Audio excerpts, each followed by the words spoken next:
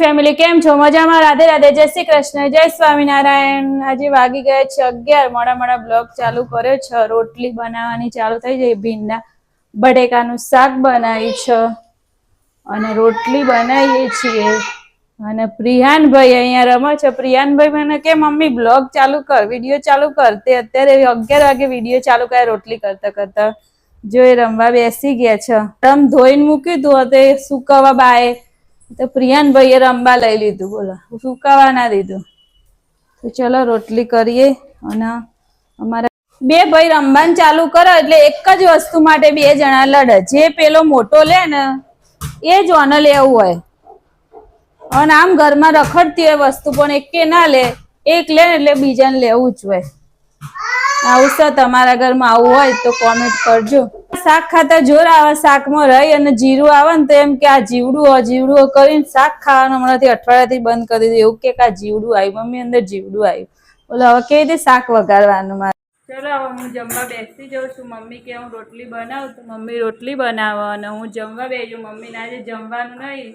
ચૈત્ર મહિનામાં કંઈક હલણું શું કહેવાય મમ્મી? હલણું રસ કરું, મોડું જ ખાવાનું એવું 5 દિવસ 5 કરો એવા. એટલે આજે એમને ખાવાનું નહીં એટલે આપણે બેસી જઈએ. ચલો ખાવા માટે. ગયા છે 3 અને અત્યારે હવે કામ પતાય એટલે અમે નીરવ આવી ગયા. તો નીરવને જમવા આપ્યું અને પછી પ્રિયાને સુવડાવી દીધું. અને હવે પ્રિયાનભાઈ સુઈ ગયા છે. આપણે કટિંગ કરવાનું છે. બ્લાઉઝનું કટિંગ કરવું છે. અહીંયા જો અમારી બારીમાં 12 કબૂતર એક છે.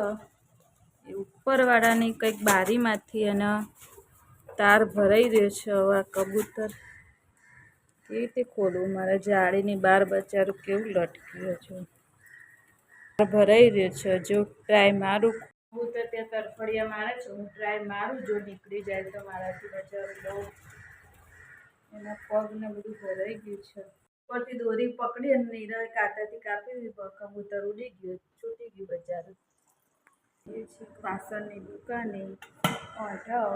તે અત્યારે સેલ આવે છે. રાખીએ છે તે અમારે સ્ટીલનું કુકર લાવવાનું છે ને. પહેલાં કુકર ત્યાંથી લાવ્યા હતા. એનો હાથો નંખાવાનો છે, તૂટી ગયો છે. અહીંયા 2-3 જગ્યા પૂછ્યું પણ સરખાઈ આવતી નથી. એટલે ત્યાં લઈ જઈએ જો મેળાવે તો. અને આ નણંદ 2 જણા જવાના છે. ચલો ત્યાં જઈ જો વિડીયો ઉતારીશ તો બતાવીશ તમને.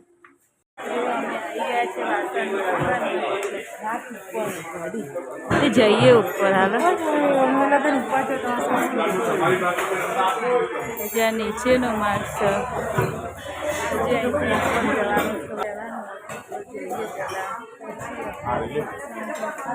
આ બેને શું લેવું ખબર નહીં પડતી. તમે શું જોવો 2 જણા? બધા વાસણનું વજન કરો. લેવું શી કરું ખબર નહીં. 2 ભાઈ-બહેન વાસણના વજન કરે. તે દુકાનમાં રહી જાય તમે 2 જણા.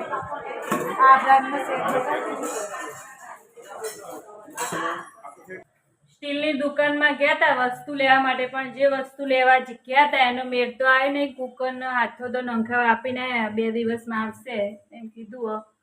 પણ ત્યાં જે બીજું વસ્તુ લેવા ગયા હતા એનો તો કંઈ મેળ આવ્યો નહીં.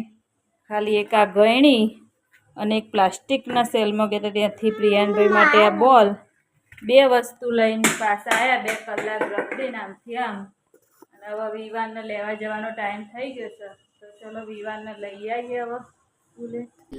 જો મશીન ઉપરથી ઊભી થઈશું. પૂજાનો ફોન આવ્યો. હું વાતો કરું છું અને આગળનો બ્લોગ અમારા ધ્રુવભાઈ બનાવે છે. જોઈએ પહેલી વાર ટ્રાય.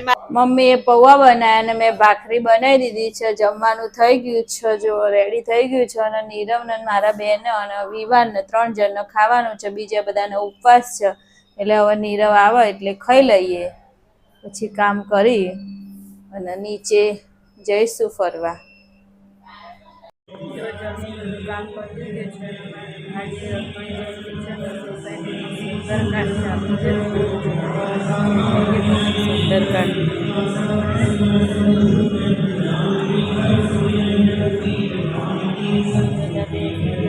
થઈ ગયું છે.